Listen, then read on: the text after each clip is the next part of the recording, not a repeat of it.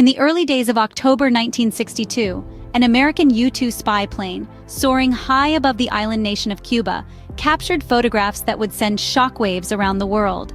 These photos revealed Soviet nuclear missiles under construction, a mere 90 miles from American shores. This was the opening act of a tense and dangerous drama that would unfold over the next 2 weeks. The United States, under the leadership of President John F. Kennedy, was thrown into a state of high alert. Kennedy and his advisors deliberated on the best course of action. They faced a daunting choice: launch a full-scale invasion of Cuba, or impose a naval blockade around the island to prevent the arrival of more Soviet missiles. After much deliberation, they chose the latter, announcing the blockade on October 22nd. This decision marked the beginning of a high-stakes game of chess between two superpowers.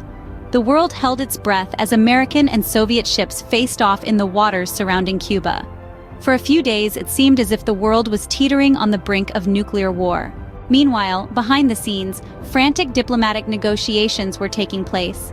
On October 26th, Soviet Premier Nikita Khrushchev sent a letter to Kennedy, proposing to remove the missiles in exchange for a promise that the United States would not invade Cuba.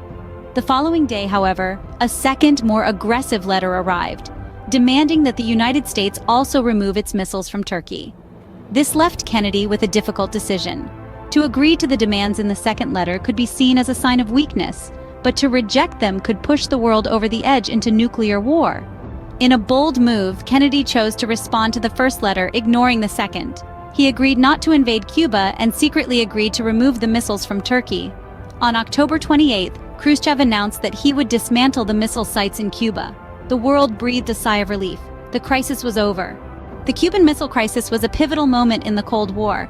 It brought the world to the brink of nuclear war, demonstrating the terrifying potential of nuclear weapons.